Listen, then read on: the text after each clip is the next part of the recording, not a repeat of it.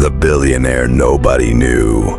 The first time anyone noticed him, he was wearing old shoes. Every morning, just before sunrise, an elderly man walked through the streets of a quiet city, carrying nothing more than a worn backpack. Most people never looked twice. Some assumed he was homeless. Others simply hurried past. No one imagined that the man quietly crossing the empty sidewalks owned one of the largest companies in the country.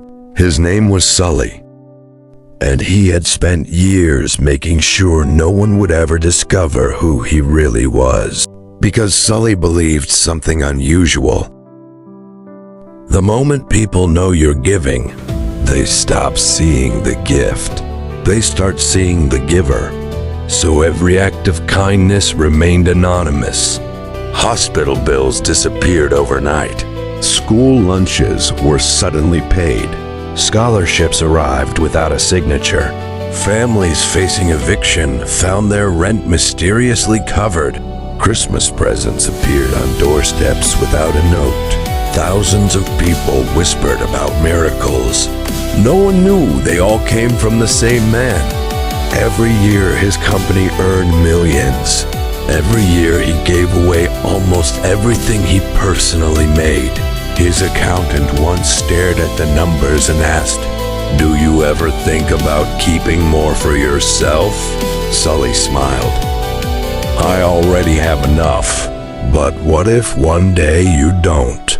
Sully simply answered, "Then I'll know what it feels like to need help too." For years, life rewarded his generosity.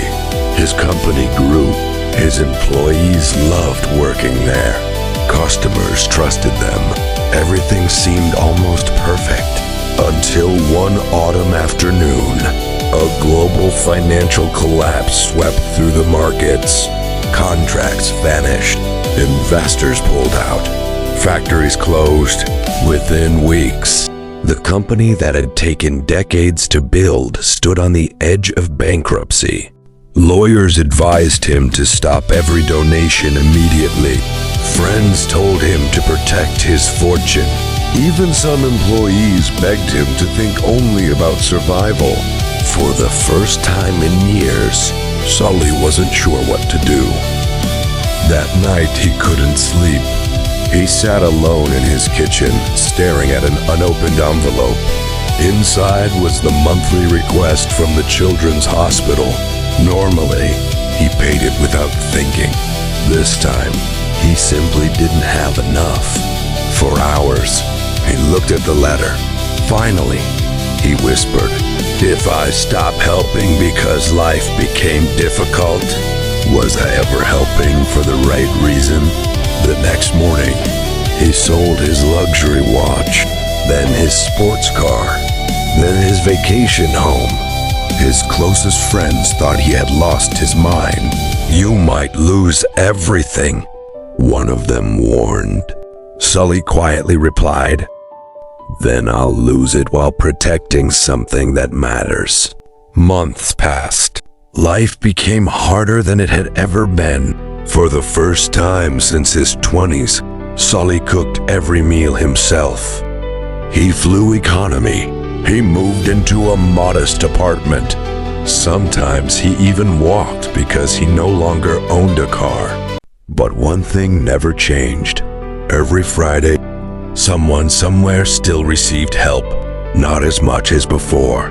Sometimes only enough to buy groceries. Sometimes enough to keep the lights on. Sometimes just enough to remind a stranger that kindness still existed. Then, something unexpected happened. People began returning. They still had no idea, but goodness has a strange way of traveling. One former student, whose anonymous scholarship had allowed her to become a doctor, volunteered to save the company by treating employees for free. A small business owner offered materials at almost no profit. Retired engineers returned to work for reduced salaries. Customers refused to leave. Employees accepted temporary pay cuts without being asked. One by one, people chose loyalty over profit. None of them knew why they felt such deep trust. They only knew this company had always treated people differently. Months later, an investigative journalist became curious. How had this struggling company survived when bigger corporations had collapsed? She spent weeks following documents, checking records, interviewing people. Eventually, she uncovered the impossible truth. For more than 30 years, nearly every anonymous act of generosity in the city had been connected to one person, Sully. The story exploded across television, newspapers, and the internet. Reporters surrounded his office. They wanted interviews, awards, photographs, television specials. But Sully declined every invitation. He released only a single sentence. If you want to thank someone, thank the person who chooses kindness after reading this. The article spread around the world. Something remarkable followed. People didn't start donating because Sully was rich. They started donating because they realized they didn't have to be. Children collected coins. Teachers bought lunches for students. Neighbors repaired elderly homes.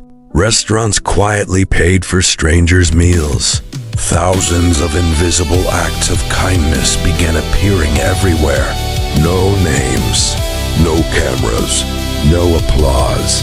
Years later, someone asked him what the greatest investment of his life had been. Sully said, "Not the company, not the buildings, not the fortune." Sully looked out the window where two strangers were helping an elderly woman carry her groceries. Then he smiled. "I never invested in money. I invested in people. And kindness is the only fortune that grows every time you give it away." Maybe that's why the richest people aren't always the ones with the biggest bank accounts, but the ones whose goodness continues living long after no one remembers their name.